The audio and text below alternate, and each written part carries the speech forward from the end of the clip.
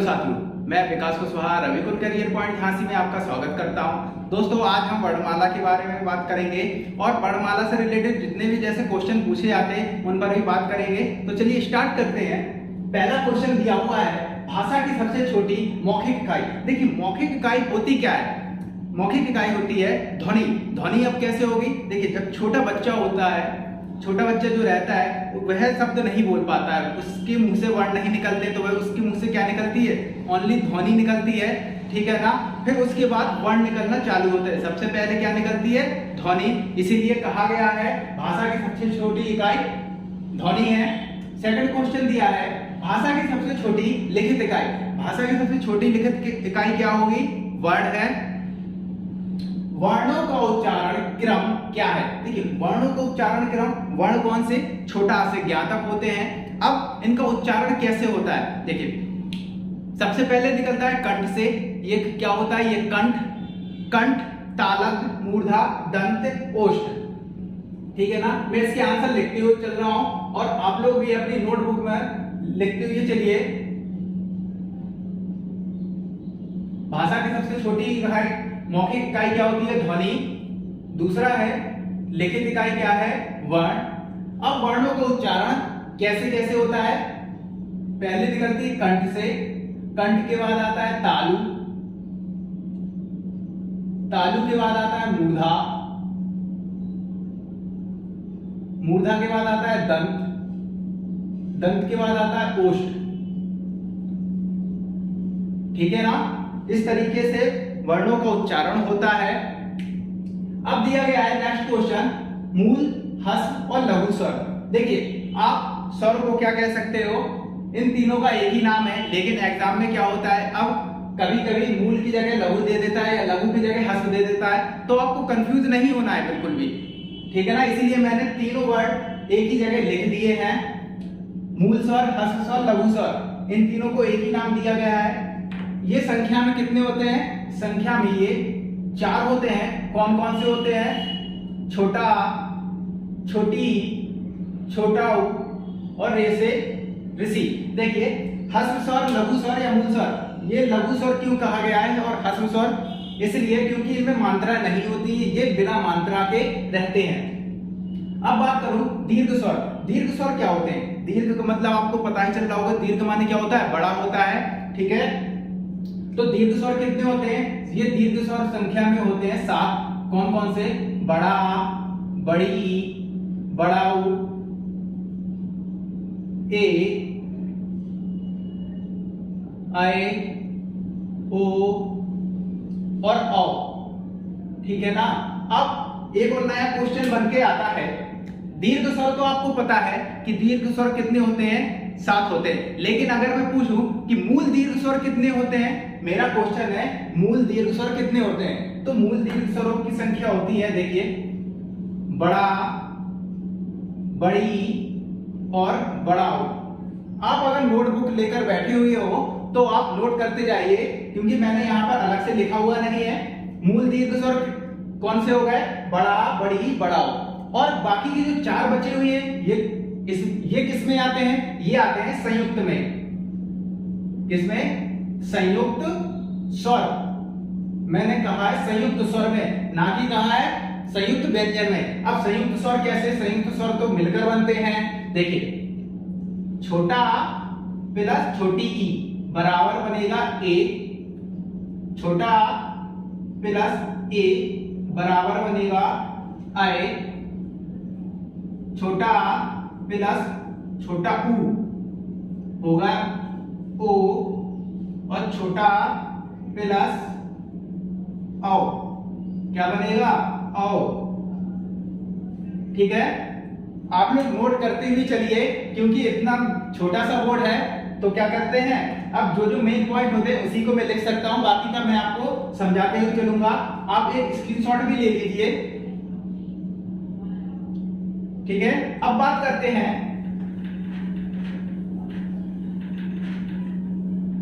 चलिए, मूल व्यंजन। मूल व्यंजन कितने होते हैं वर्णमाला में? देखिए, वर्णमाला में, हिंदी वर्णमाला में कितने वर्ण होते हैं? वर्ण होते हैं अपने 52, ठीक है। जिसमें से आपके क्या निकल गए हैं? स्वर कितने होते हैं? 11, स्वरों की संख्या हो गई 11। बाकी अब बचे मूल व्यंजन, मैंने पूछा है मूल व्यंजन कितने होते हैं, 33 होते हैं।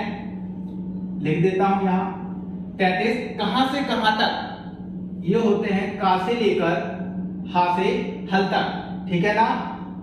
अब कुल व्यंजनों की संख्या पूछी है, कुल व्यंजन होते हैं 41। अब देखिए, अब कौन से ऐसे जुड़ जाते हैं कि 41 हो जाए। का से हा तक तो हो गए अपने यही मूल व्यंजन। अब बचे हुए कौन से हैं, संयुक्त व्यंजन। संयुक्त व्यंजन कौन कौन से हैं, छा से क्षत्रिय, त्रा से त्रिशूल, ज्ञा से ज्ञानी और एक आता है श्रा। 4 ये वर्ड हो गए।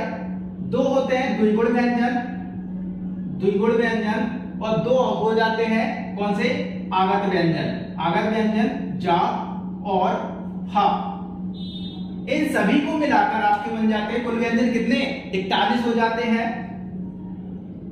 नोट कर लीजिए आप, फिर मैं इसके बाद हटाता हूं। नोट कर लिया होगा।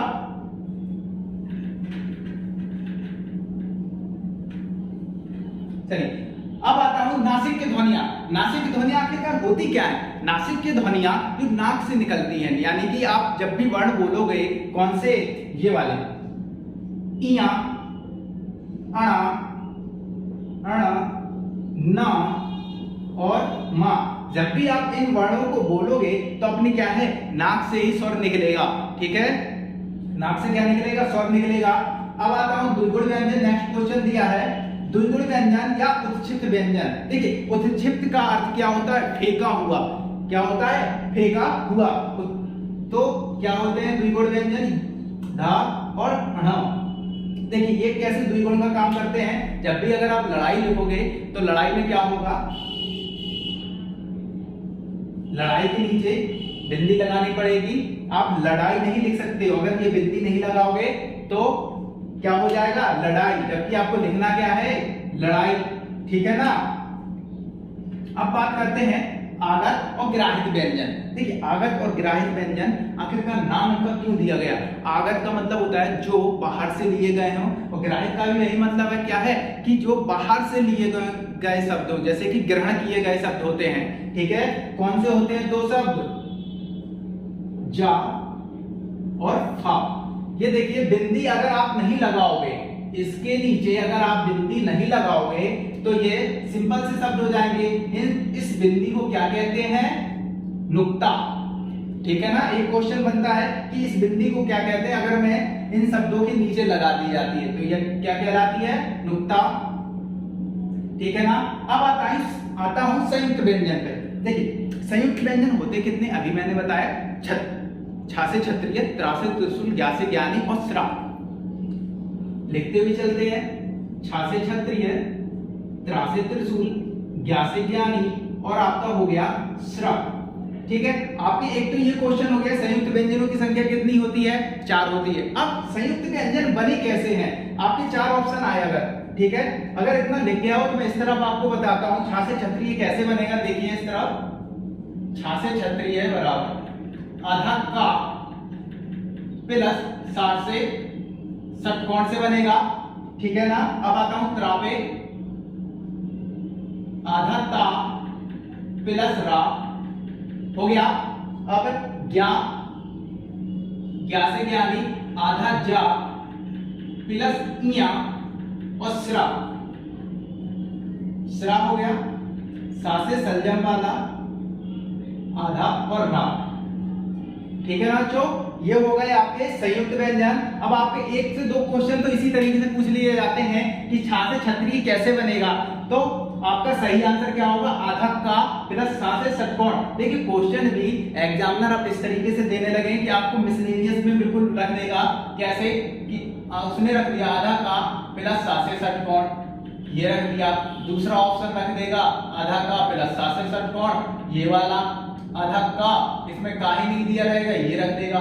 तो आपको एकदम परफेक्ट मालूम होना चाहिए कि कौन सा होता है छा से क्षत्रिय में आधा का प्लस सा से षटकोण। इतना समझ में आ गया होगा। अब बात करते हैं स्पर्श व्यंजन। देखिए स्पर्श व्यंजन क्या होते हैं। स्पर्श व्यंजन जो अपने कंठ से लेके हम ओष्ठ तक बोलते हैं वह क्या कहलाते हैं? स्पर्श व्यंजन कहलाते हैं। देखिए जो अपने मुंह में कहीं ना कहीं स्पर्श करे, जैसे कि क वाली लाइन ली, क ख ग घ अंग, तो कहाँ कहीं ना कहीं टच हुई, कहीं ना कहीं स्पर्श हो गई अपनी लाइन। ठीक है, स्पर्श व्यंजनों की संख्या कितनी होती? 25। का से लेके, कहां से? का से लेके मां तक। और द्विगुण दो और आ जाते हैं इसमें प्लस करके। द्विगुण व्यंजन कौन से होते हैं? ये वाले ढ और ढ़। ठीक है ना। अब आता हूं अंतास्थ व्यंजन। अंतास्थ व्यंजन में कौन कितने होते हैं? ये 4 होते हैं। कौन कौन से? या, रा, ला और वा, ये 4 हो गए। अब नेक्स्ट क्वेश्चन दिया है ऊष्म व्यंजन। देखिए ऊष्म व्यंजन में क्या होता है? ऊष्म व्यंजन में इन वर्णों को बोलने पर हमारे मुख से क्या निकलती है? ऊष्मा निकले, वह क्या कहलाते हैं? ऊष्म व्यंजन। ऊष्म व्यंजनों की संख्या भी 4 होती है। कौन कौन सी? सा से सलजम, सा से षटकोण, सा से सपेरा और हा से हल। ठीक है, उम्मीद करता हूं आपको इतने क्वेश्चन समझ में आ गए होंगे। अब आता हूं इस तरफ, और मैंने आपको यह भी बताया था जब मैंने तत्सम तद्भव की मेरी वीडियो डली हुई है इसी चैनल पर, आप जाकर देख लीजिए। छा से क्षत्रिय, त्रा से त्रिशूल, या से यानी और सरा, ये कैसे शब्द हैं? ये संस्कृत के शब्द हैं। ठीक है ना।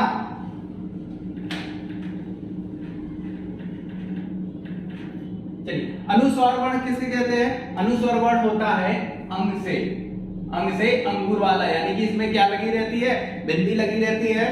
अब आता हूं विसर्ग। देखिए विसर्ग का चिन्ह क्या होता है? विसर्ग का चिन्ह होता है ये। ठीक है ना, इसको मैं कोष्टक में करके रख दे रहा हूं। और ये किस में लगा रहता है? छोटा बड़ा, छोटी बड़ी जब पढ़ते हैं ना तो लास्ट में आता है औ से औरत, अंग से अंगूर, आहा बगल की दो बिंदी। यही पढ़ाया गया है बचपन से हमें। ठीक है, अब आते हैं नेक्स्ट क्वेश्चन पर।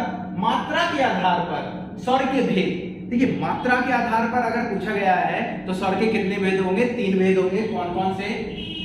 पहला स्वर, सॉरी, मात्रा के आधार पर हो गया अपना ह्रस्व, दीर्घ और हो गया प्लूत। देखिए मैं प्लूत को यहां नीचे लिख दे रहा हूं, जगह नहीं है, छोटा सा बोर्ड है। ठीक है, प्लूत। अब देखिए अगर मैं ह्रस्व की बात करूं, ह्रस्व में क्या होता है? इसमें मात्रा नहीं होती है। जैसे कि मैं कहूं, यहां पर मैंने लिखा है, क्या लिखा हुआ है? यहां पर अम लिखा है। आप इसको कैसे बोलोगे? अम। आपने तुरंत की तुरंत बोल दिया, कोई भी आपको ज्यादा तकलीफ नहीं हुई बोलने में। ठीक है, अब मैं इसी का दीर्घ बनाता हूं। दीर्घ में क्या करता हूं मैंने लिखा है, क्या लिखा है? ये आम लिख दिया। अब इसमें क्या आ गया? बड़ा आ गया। भाई इसमें तो मात्रा आ गई। आप बोलकर देखिए, आम। देखिए आम, आम आप बिल्कुल आसानी से बोल रहे थे, लेकिन आम में क्या है? थोड़ा सा आपको प्रेशर देना पड़ा। अब बात करता हूं प्लूत। प्लूत में क्या होता है? जैसे कि मैं कहूं आम वाला यहीं पे पास पे खड़ा है, तो आपने क्या कहा? आम दे दो। अब आम वाले का ठेला दूर खड़ा हुआ है। अब आप कहोगे उससे, भैया आम वाले को बुला देना, तो कैसे चिल्लाओगे? आम। यानी कि आपने क्या कहा? सबसे पहले आपका आ चला, ये चलता गया, उसके बाद आया आपका मां से मछली, यानी कि ये पूरा स्वर चला आपका, खिंचता हुआ चला गया। प्लूत स्वर को आप कह सकते हो, जब हमें कोई प्लूत स्वर वह होता है जैसे कि कोई पास दूर खड़ा हुआ है, आप किसी को आवाज देते हो, तो जो आवाज का डिस्टेंस होता है उसको कवर करने के लिए ये मात्राएं लगती है। ठीक है ना, इतना समझ में आ गया होगा। मात्रा के आधार पर स्वर के कितने भेद होते हैं? 3 भेद होते हैं। अब आते हैं जीभ के आधार पर स्वर के भेद। देखिए जीभ के आधार पर कैसे? जीभ के आधार पर हो गया, जैसे मैं मान के चलूं यह क्या है? मेरी जीभ है। जीभ के आधार पर 3 प्रकार के होते हैं। कौन कौन से? अग्र, मध्य और पश्च।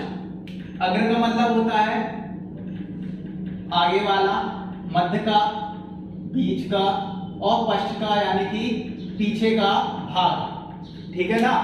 अग्र में कौन कौन से आते हैं? अब एक क्वेश्चन आ गया कि भाई अग्र स्वर में कौन कौन से वर्ण आएंगे, तो देख लीजिए, छोटी, बड़ी, ए और ऐ। ये तो हो गए अग्र के अपने। अब आता हूं मध्य में। मध्य में क्या आ जाता है? छोटा आ। और बाकी की जो बचे हुए हैं अब वो किस में आएंगे? देखिए, बड़ा, छोटा ऊ, बड़ा ऊ, ओ और औ। ठीक है ना? ये हो गए अपने जीव के आधार पर स्वरों के भेद हो गए। अब आते हैं अघोष और सघोष पर। देखिए, सघोष और सघोष की संख्या कितनी होती है? 345, 3, 4, 5। और अघोष की संख्या कितनी होती है? 1 और 2, 1 और 2। जिसने मेरी ये वीडियो नहीं देखी है सघोष और अघोष की, वो जाकर मेरी वीडियो देख सकता है, लिंक डिस्क्रिप्शन में मिल जाएगा आपको। और बड़ी डिटेल में और इसकी ट्रिक्स भी मैंने बताई हुई है, तो आप उसमें जाकर आसानी से समझ सकते हो। ठीक है, अब आते हैं महाप्राण पे। महाप्राण पे क्या है? कौन सा नंबर चलेगा बताइए जल्दी से? 2 और 4। यानी कि आप क्या कह सकते हो इसको? सम भी कह सकते हो। अल्पप्राण में नंबर कौन सा है? 1, 3, 5। देखिए, मैंने उसमें वीडियो में समझाया हुआ है कि छोटा जो है वो 1 नंबर पर आया, तो कहां से 1 नंबर पर आ गया, ये मैंने पहचानने की ट्रिक बताई थी। और छोटा भी, ये अघोष में भी क्या हो गया? 1 नंबर पर आया, यह भी 1 नंबर पर आ गया। और मैंने कई सारे मैंने बताया हुआ है, उसमें आराम से आप देखिए उसको जाकर। ठीक है, अब आते हैं नेक्स्ट क्वेश्चन पर। प्राकंपित और प्राकंपित को क्या कहते हैं? लुंडित वर्ण। देखिए, लुंडित वर्ण या प्राकंपित, इसका अर्थ क्या होता है? जीभ इस वर्ण को बोलने में हमारी जीभ कांपती है या पीछे की ओर लौटती है। आप बोलिए रा, रा। आप बिना लौटाए जीभ नहीं बोल सकते हो। क्यों? क्योंकि यह ऐसा वर्ण ही है कि आप बोल ही नहीं सकते हो। ठीक है ना? ये हो गया। अब आते हैं अरबी फारसी वर्ण। अरबी फारसी वर्ण कौन से हैं? देखिए, छोटा, बड़ा, छोटी, बड़ी, ये सब क्या है? ये तो आपके हिंदी के वर्ण हो गए। अब मैं बात करूं अरबी फारसी के का, खा, गा और जा, फा। अगर मैं इसके नीचे देखिए, मैं अलग पेन से हिंदी लगा देता हूं, आपको समझ में आ जाएगा। ये क्या हो गए? अरबी फारसी शब्द हो गए। इसी तरीके से अब आते हैं नेक्स्ट पे। व्याकरण भाषा क्या बताती है? देखिए, व्याकरण भाषा हमें नियम बताती है कि आपको किस नियम से क्या करना है, कैसे कहां लिखना है और कहां पे कौन सी मात्रा का इस्तेमाल होना है, प्रयोग होना है। ठीक है, यह क्या बताती है? नियम बताती है। अब आते हैं तत्सम में। तत्सम, तद्भव, देशज, विदेशज। आखिरकार ये होते क्या है? देखिए, तत्सम का अर्थ होता है, तत्सम का मैंने संधि विच्छेद अगर करूं, तत् प्लस सम। ठीक है, उसके समान। किसके समान? संस्कृत के समान। ठीक है, तत्सम में कौन से आते हैं शब्द? संस्कृत के शब्द आते हैं। जबकि तद्भव में कौन से शब्द आते हैं? संस्कृत के आए हुए शब्द, लेकिन उनका परिवर्तन किस में हो जाता है? हिंदी में परिवर्तन हो जाता है। तो वह कौन से शब्द हो जाते हैं? तद्भव, तत् प्लस भव। इसकी भी मैंने वीडियो बनाई हुई है। मैं इसकी वीडियो आपको लिंक के डिस्क्रिप्शन में मिल जाएगी, आप उसको जाकर देखिए। बहुत ही आसानी तरीके से मैंने समझाया हुआ है कि वह तत्सम शब्द कौन सा है और तद्भव शब्द कौन सा है। अब बात करते हैं देशज और विदेशज की। देखिए, विदेशी या विदेशज भी बोल सकते हैं। देखिए, देशज में क्या होता है?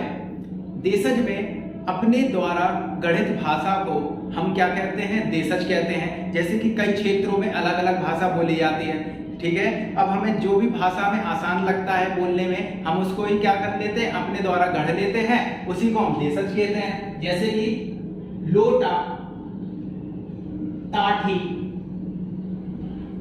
ठीक है, ये कैसे शब्द हैं? लठ हो गया, ये कैसे शब्द हैं? देशज शब्द हैं, जो अपने आधार पर अपनी भाषा के अनुसार गढ़ लेते हैं। हमें ये सरल लगा, हमने यही शब्द ले लिया। अब आते हैं विदेशी में। विदेशी शब्द आखिरकार होते क्या है?